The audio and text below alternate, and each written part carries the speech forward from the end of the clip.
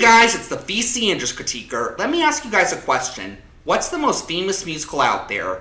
West Side Story, Hamilton, The Sound of Music, The Book of Mormon? Well, okay, I'm just kidding about that last one, but it is still pretty damn good. Check that last musical out. But anyway, as to which one is the most famous musical ever, I would personally have to say, and this was also my favorite musical before I saw West Side Story, Annie. Though The Sound of Music is a close second. Based on the classic radio/comic book character of the same name, well, abbreviated anyway, it's the story of Annie, an orphan living in Manhattan during the Great Depression under the care of Miss Hannigan, a woman who despises children and sees Annie and her fellow orphans only as free labor, but she hates Annie most of all because she seems to be the only one she can't break. Why? Because it turns out Annie's allegedly not an orphan, so she has a note from her parents saying they'd only be leaving her at the orphanage temporarily and would be back for her as soon as they could. Even though it was over 10 years ago, Annie's remained positive that her folks are going to come and save her from that crap hole, and this hope gives her resistance towards Miss Hannigan's attempts to crush her spirit and make her subservient. Though her attempts to escape and find her parents aren't much more successful than Steve McQueen or Paul Newman's. But eventually Annie is rescued, but not by her parents, but rather by the richest man in the world, before him of course, Oliver Warbucks, who wants an orphan to spend a week at his place to boost his political image. The staff immediately react to her the way the internet did when Volume 2 of Stranger Things Season 4 was released, and Warbucks doesn't care for her much at first, but she grows on him to the point where he officially wants to adopt her.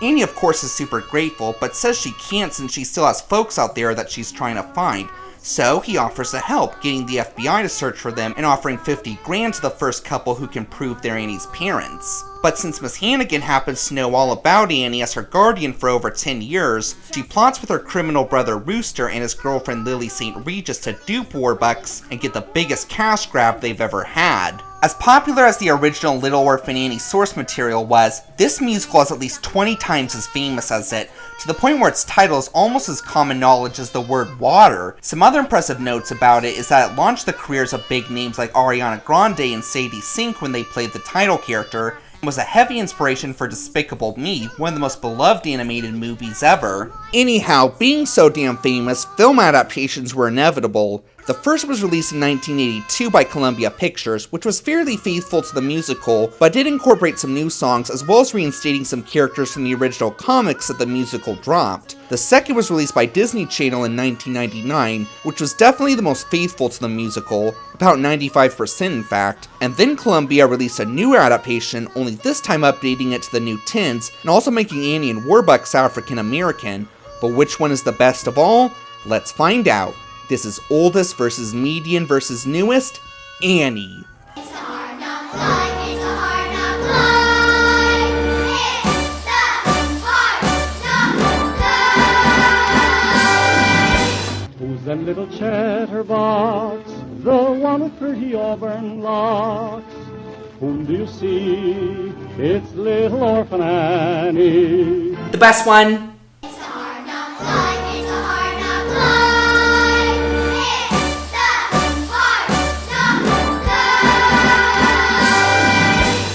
Yes, who could forget Dear Little Orphan Annie? This character, in my opinion, is the reason this musical is possibly the most famous one ever. The kid is just so damn likable. She's kind, she's smart, she's funny, and she has one of the best pieces of advice one could offer. Be sure to drink your Ovaltine. Ovaltine? A crummy commercial? Son of a bitch. No, I'm just joking. Her actual advice, as paraphrased through the song The Sun'll Come Out Tomorrow, is basically, so what if life's a total hellhole now? Tomorrow's gonna be better, and the best part is, it's only a day away. And she's not a saint like Charlie in the Burton Wonka movie, who is a complete one-dimensional saint. She is sad, angry, and even scared at times, but still ends up being able to always find the silver lining in tomorrow, making her really endearing and a great role model. But now let's look at the three different portrayals. This choice was a bit difficult because all three Annies were pretty well portrayed. They really capture the character's positive outlook of life and hell on earth, but never crossed that fine line so we could still relate to her. But I digress. Which one is the best of all? How about we start with the median, played by Alicia Morton? Alicia totally nailed the sweetness of the character. Just about everything this little tyke says just makes you want to crack a huge smile. Gee, I would. Only sometimes Sandy forgets his name is Sandy. Right, Sandy? I've never met anybody with a real job, except Mr. Bundles. So I'd kind of like to watch you work. However, I don't really feel she captured the moxie and spunk of the character. I could tell she was trying, but... I'm not an orphan. My parents are alive and they're coming to get me someday. it didn't really seem to come as naturally to her as the other two actresses I'm going to talk about. How about her writing? The only major gripe I have is that she isn't given as many emotional scenes as the other two Annies. She's got some, but they aren't as powerful, which is a slight drawback you get from staying very faithful to the source material and not adding stuff to make it more exciting. Oh yeah, there's a scene where after Annie runs away, she steals. Not cool, kid. Not cool. And every now and then, her acting is a tad wooden. Not too often, though. Anyway, let's move on to Quavangana Wallace in the newest. Wallace definitely captured the charming spunk of the character. She was snarky, witty, and knows damn well that Stax initially only took her in for the publicity, and is perfectly willing to collab with him on how to exploit this. Don't worry, I got a game face. Let's take some photos. But her problem is the opposite of Alicia's. She didn't really capture that Annie sweetness. Oh, don't get me wrong, she was still sweet, but at your average 10-year-old girl level. The character of Annie, I feel, needs that, "Aw, aren't you just the cutest little thing" level of sweetness. And I just didn't get that vibe from her. And this is just a minor nitpick, but this Annie doesn't know how to read, apparently. Now that sounds like an interesting addition to the story, and in theory it is. So what did they do with it? Pretty much nothing except have Stax give Annie some reading lessons from private tutors, which leads nowhere. Not to mention it also contradicts many previous scenes, like her being able to read her parents' note, being able to spell her name, and her literally being in the frickin' 4th grade. And last, but certainly not least, let's look at Eileen Quinn, who, as I'm sure many of you have guessed by now, is the winner. This kid was absolutely perfect as Annie.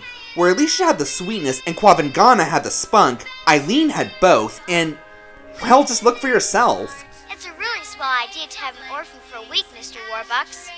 A really terrific idea. Even if it's only for your image. Even if I'm not the orphan, I'm glad you're doing it. I'm glad you approve. Anybody else? Scram, man! Then get lost! Don't you just see the spunk and sweetness coinciding with each other so perfectly?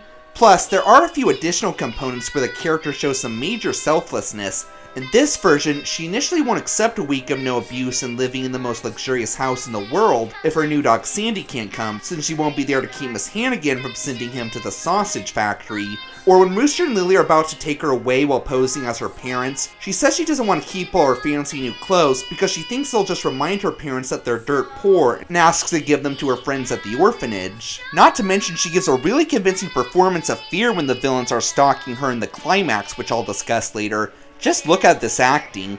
Again, all three Annies did great, but Eileen Quinn did the best in my opinion, perfectly capturing all the traits associated with this little dearie, and also adding some really likable, selfless moments to her as well. Point goes to the oldest. Never tell a lie. I can't trust you. I can't trust anybody. No. If I had a nickel for every rich asshole who was turned into a better person by a poor but golden-hearted kid, I'd be as rich as Warbucks. But since this story does do it pretty dang well, I'll give the cliché some leeway, especially since this guy inspired Gru from Despicable Me. But since time is money, let's get into Best Warbucks. It's a hard knock life. It's a hard knock life. It's the hard knock life. Yeah, who could forget Oliver Warbucks, or Will Stax as he's called in the newest, the richest man in the whole world who learned through Annie that love and emotional support are among the few things you can't buy with money. But let's get right into it. Let's again start with the median's Victor Garber. This one I liked the least, I'm sorry to say.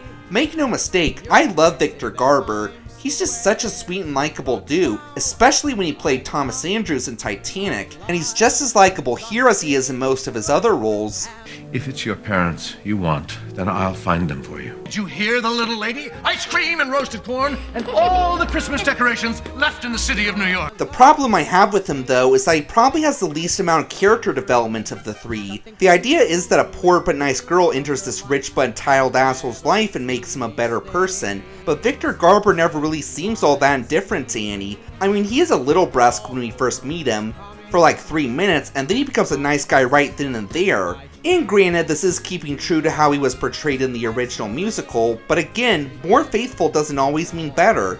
Love you, Vic, but not enough character development for my liking. Now on to Albert Finney and Jamie Foxx, who have much more natural character development. When we first meet them, they make Trump look humble by comparison, and make it painfully clear that Annie's stay with them is only to boost their image, but we see the youngster slowly soften his heart more and more until, well, as he puts it, "You've wrapped me around that cute little finger.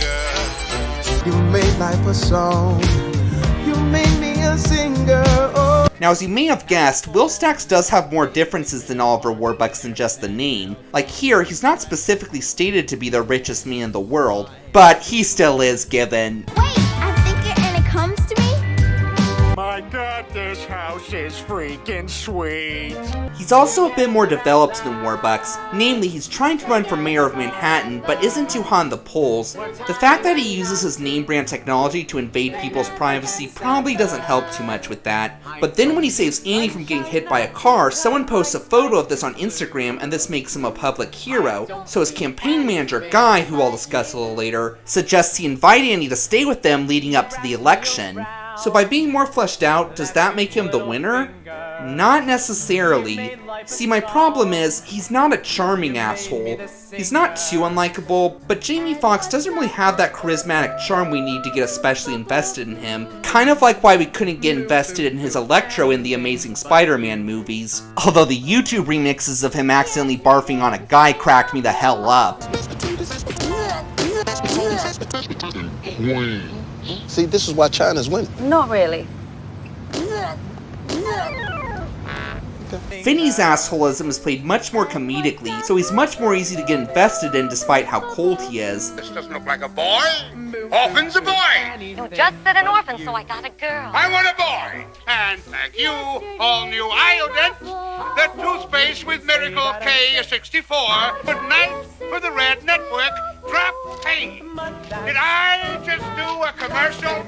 Yeah, Finney's a total riot here, and unlike in Murder on the Orient Express, the over-the-topness works here because it helps him stay likable when he's a cold tight ass, and when he is nice, it's really endearing, even if his singing is kinda hit or miss. Now there is one thing about Stax that almost made me consider giving him the point.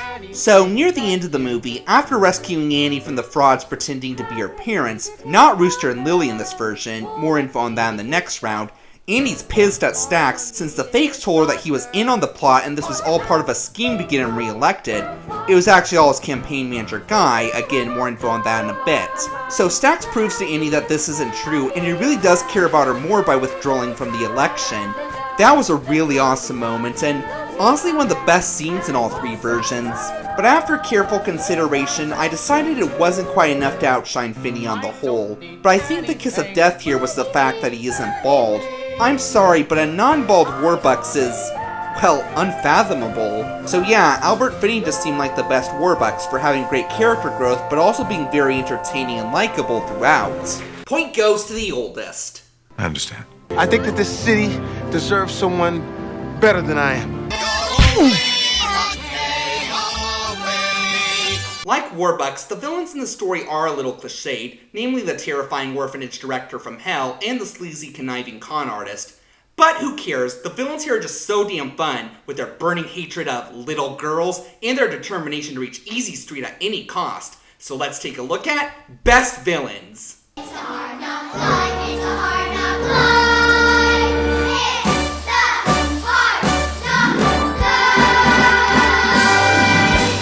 Unlike the first two rounds, this one was pretty easy. Yeah, take 3 guesses who the winners are here.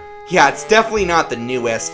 Yeah, like most people, I kind of raised an eyebrow when I heard Cameron Diaz was gonna play Miss Hannigan, and I was mostly right. I mean, she's got some funny moments, don't get me wrong. Not open auditions.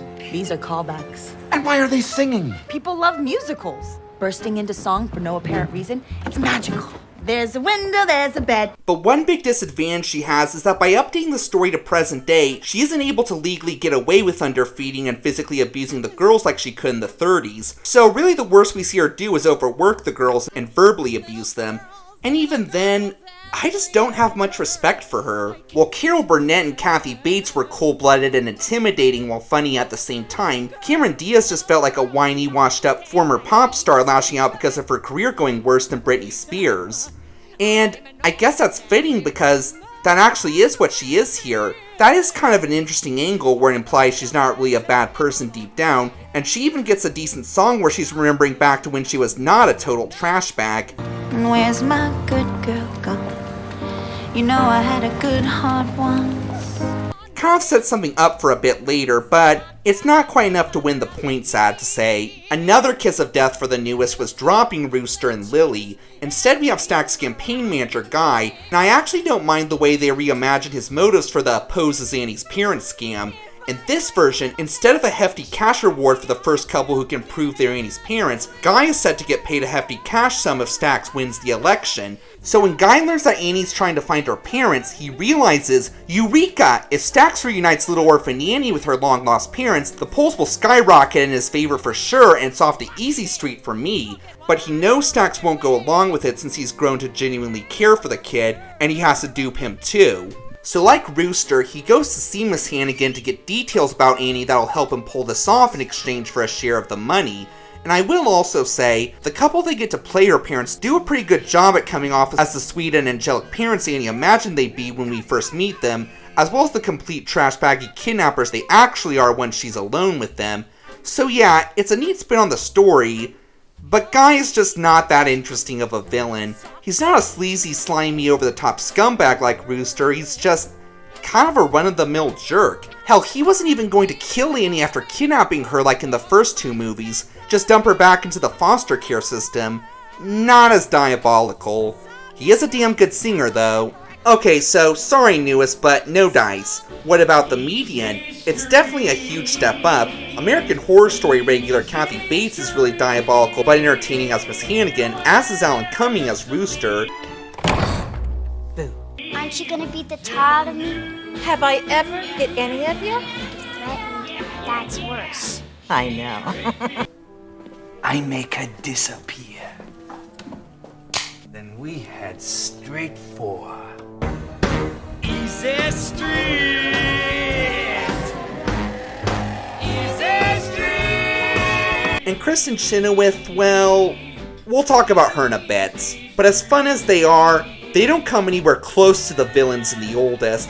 I mean, it's Carol Burnett, Tim Curry, and Bernadette Peters together.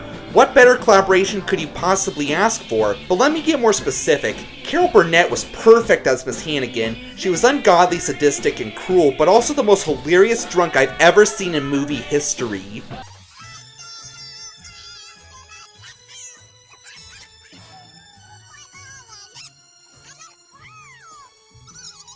You ever been to Buenos Aires? Where? I hunger for the Argentine. Argentina. In the median film, they kind of toned down her alcoholism, being a Disney movie and all.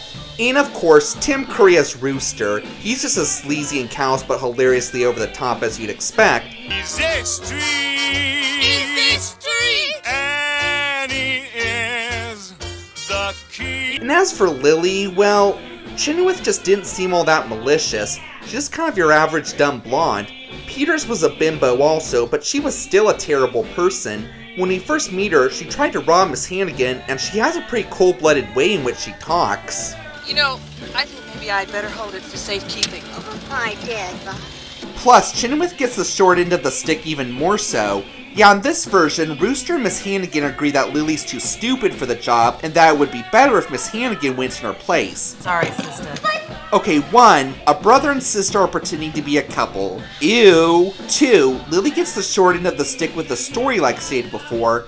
And 3, the scheme was foolproof in the original because Annie had never seen Rooster or Lily before, so how was she going to know they were frauds? But Annie's known Miss Hannigan her entire life, and this disguise honestly isn't that great. Seriously, is Annie really that gullible? But I think what I like best about the villains of the oldest is that we do actually see them try to hurt Annie. So basically, after they kidnap Annie, she escapes with the check and rips it up, causing Rooster to go insane with rage and try to murder Annie. And we get quite an intense scene where Rooster's chasing Annie up a raised train bridge, and This honestly may be Curry at his most intimidating, not to mention the great acting from Eileen I mentioned earlier. Although this does bring me to a drawback. In both the oldest and newest, Miss Hannigan ends up reforming and tries to save Annie, but in the oldest, it comes completely out of nowhere and just feels so forced. With Diaz, it felt much more natural, as she was starting to think about her past through that song I showed you earlier, and eventually decides to confess to Stax about her involvement with the scam. No, sorry Diaz, that's still not enough to get you the point here. So yeah, all the villains do have stuff to offer, I guess, but the winner is hands down the oldest. Burnett, Curry, and Peters really stole the show, being hilariously over the top but also diabolical villains. Oh yeah, and there's one more thing I want to mention. So you may have guessed this by now, but Annie's parents are revealed to have died years ago, hence why they still haven't come back for Annie after over 11 freaking years. And Miss Hannigan reveals to Rooster and Lily that she knew this all along and just wanted the satisfaction of seeing Annie wait in vain for her parents to come and rescue her from that hellhole, which of course would never come. That is just so ungodly cruel. Although it did give the villains the advantage that the police gave Miss Hannigan all of Annie's old stuff when they died, including the locket, so when Rooster and Lily come to claim Annie with it, it fits perfectly, unlike the newest or median. Makes them more believable. Okay, that's enough for this round, moving on. Point goes to the oldest. I'm headed straight for the nut house with all the nuts and the squirrels. Oh, shut up.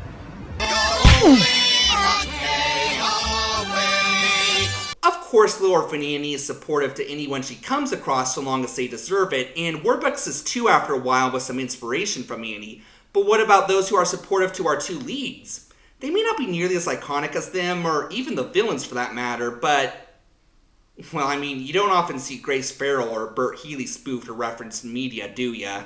Anyway, let's take a look at Best Supporting Cast. It's a hard knock life, it's a hard knock life. It's the hard knock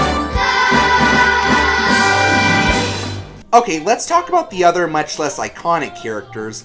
I guess we should start with Grace Farrell, Warbucks' secretary and eventual wife, and Annie's adoptive mother. And yeah, this one was pretty hard because she is extremely well portrayed in all three versions. She's supportive to Annie and also not afraid to put Miss Hannigan in her place, or Warbucks himself if he goes out of line. But I think I like the oldest one best, played by Anne Reinking. She just seemed to have the strongest connection with Annie of the three, and she has a little bit of a character development arc, where she goes from being a refined, uptight lady with her hair in a bun to a laid-back, spunky gal with her hair down. Although I did kind of snicker at this comment she makes after interviewing over 862 couples claiming to be Annie's parents. I never realized how many dishonest people there are in New York. You're living in a world of make-believe, with flowers and bells and leprechauns and magic frogs with funny little hats. What about Annie's friends, the other orphans, or foster kids in the newest? They've got a lot of charm in all three versions. What does hard knock life mean? It means our life sucks.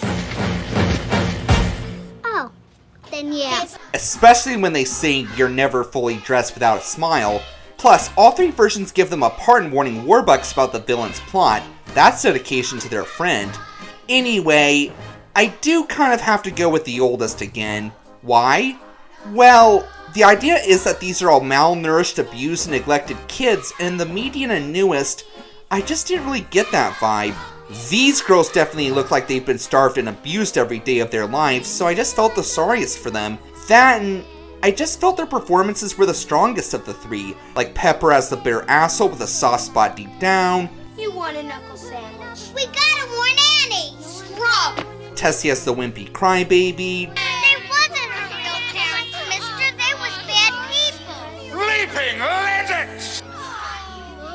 July as the shy, quiet girl, and so on. And as great as all three versions of You're Never Fully Dressed Without a Smile are, theirs definitely takes the cake. But we'll get more into that in the next round. Plus, I really hate how the newest ones help Miss Hannigan with her auditions for Annie's fake parents. That's a bit treacherous if you ask me. Okay, so yeah, I know how one-sided this comparison has been, and in case you're wondering, yeah, this is going to be the first clean sweep with an old versus new. I'll give some more input into this decision at the end, but for now I just want to say, if you do prefer the median or the newest, it's not because of biasing or sentimental value, I just call it how I see it. No joke. And to that end, the oldest does seem to give the other side characters the better end of the deal here. Like, this is the only version where we actually see Bert Healy, the radio announcer who announces the reward for Annie's parents and starts the classic song, You're Never Fully Dressed Without a Smile. And of course, the scene where he tricks Warbucks into doing a toothpaste commercial is absolutely hilarious. In the newest, he's cut all together, and in the median, we only hear his voice on the radio. President Roosevelt was also cut from the newest for, well, obvious reasons. I guess Obama was too busy.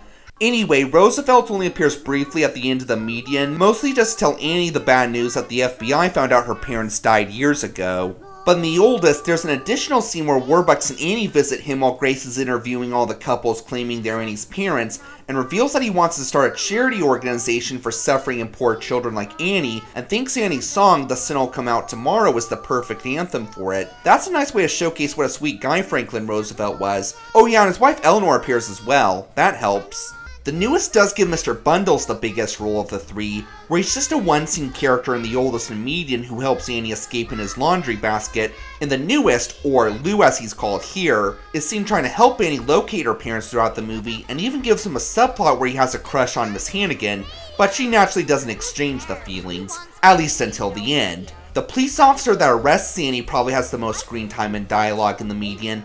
And fun fact, I actually played this character myself in my middle school production of Annie Jr., and had a little trouble staying in character when the actual dog they got to play Sandy ran into the audience. Speaking of Sandy, I think I like the oldest one best because he appears the most of all three versions. In the median and newest, he meets Annie briefly when she's out in Manhattan, but quickly gets separated from her and doesn't get reunited until around the middle. The oldest is with her the entire time, and they fit in a lot of funny scenes for him. The median and newest Sandy are just kind of, well, the inconsequential dog. I do like how they make him female in the newest though, kudos for diversity. But I think the main reason I like the supporting cast in the oldest best is because of one character exclusive to it, Warbucks' valet/bodyguard Punjab.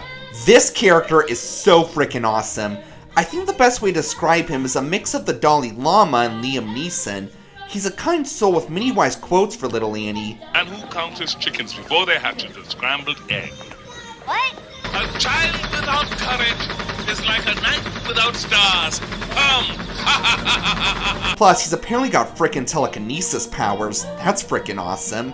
But he's also such a badass and effective bodyguard that a plot of Russian terrorists is thwarted almost immediately from him and treated like a fly buzzing in her room by Warbucks. Not to mention he teaches Annie kung fu and rescues her from Rooster in the climax. The newest also has a character exclusive to it, namely this deadbeat but kind deep down social worker who tries to help Annie find her parents that's got some laughs. There's a 6-week waiting period and you need form NYS 84-. Lord. Hi. Bam. Oh yeah, and there's also Stock's rival for mayor, but I can't really say much about him, except that he's endorsed by Michael J. Fox of all people. Endorsed by the New York Times, the New York Post, and me, Michael J. Fox. Michael J. Fox. It's over. Go figure. And there aren't really any original characters in the median that I can recall. So yeah, it seems we have another point for the oldest. Again, sorry fans of the other two versions. Point goes to the oldest. I think every liar, thief, and crackpot showed up on our doorstep today. You're being mean. Once again, it's a clean sweep and... Wait, that's actually never happened once on my show. Again, I'm going to give my thoughts about that after the review, so just stick around, okay?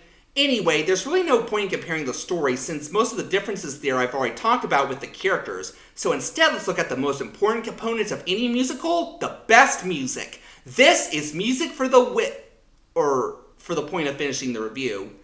Roll film. It's a hard knock life, it's a hard knock life.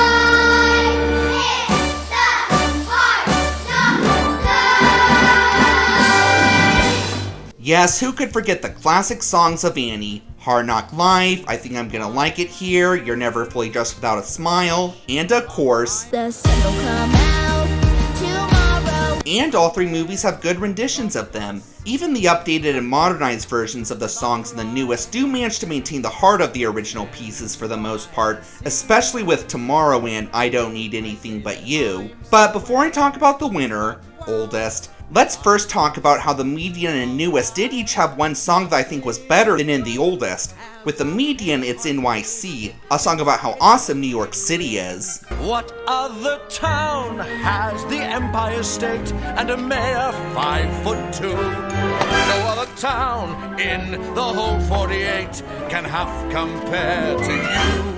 In the newest, the song is only reduced to the background music of the campaign video for Stack's Rival where Michael J. Fox endorses him, so not really much of a contest there. And in the oldest, the song is replaced with a similar song called Let's Go to the Movies, a song about, well, how awesome going to the movies is. Betty Davis is probably lying and Greta Garbo is probably crying while Robert Taylor is locked in her dying embrace. And yeah, it is pretty good, but I personally feel NYC has better rhythm and lyrics. That's just my personal opinion though. And with the newest, I like their version of I Don't Need Anything But You the best. Both the oldest and newest were so smart to save it for the very end after Annie gets rescued because it fits so much better there. But why do I like the newest one best? I don't know, maybe partly because it came right after that very emotional scene where Annie thought Stax had deliberately arranged her to be kidnapped and he proved her wrong by dropping out of the election. But I honestly just felt this version, as hip-hoppy as it was just the most heartfelt. Together at last, Together forever. But that was then. I was looking for something, looking for my Lucy. Okay, so now that we've gotten that out of the way, let's talk about why I think all the other songs in the oldest are the best. It's not necessarily because of the rhythm, it's more so because of the context. Like mentioned before, in this version, Annie sings The Sun Will Come Out Tomorrow as a proposed anthem for Roosevelt's campaign in aiding the poor and suffering, where in the median and newest, she just sings it while roaming the streets of Manhattan. How awesome is it to get to be a songwriter for the President of the United States, and at only 11? Plus, the scene is really funny where Roosevelt absolutely loves the song, but Warbucks wants no part in it until some convincing. Then, the settings for most of the songs are just, well, bigger. Like Hard Knock Life in the oldest is set in a wide variety of locations throughout the orphanage, and it's one of the few times we actually see all the other orphans besides Annie and her main friends. In the median newest, we only see a handful of different locations, and just the main 7 orphans. And like said before, we not only see Bert Healy in the intro to You're Never Fully Dressed Without a Smile, and Warbucks being tricked into doing a commercial, but we also get a funny scene where Annie is shocked to learn that media can be a bit deceiving at times. But what really makes the oldest the best in my opinion is the passion. You can tell all the actors are enjoying singing these songs in each version, but in the oldest, they are just having the time of their frickin' lives with most of them. Let's look at the girls' rendition of You're Never Fully Dressed Without a Smile. You're never fully dressed without a smile. Who cares what they're wearing? You're never fully dressed. You're never fully dressed. You're never fully dressed. Yeah, these girls could make any school play as awesome as The Last of Us or Top Gun Maverick. And of course, there are the villain songs. Carol Burnett is a riot in Little Girls, and an original song created for the movie where Warbucks tries to get her to sign the adoption papers for Annie and she just tries to flirt with him. And of course, there's my favorite song, Easy Street. The choreography, the singing, and acting are just so much fun in this version.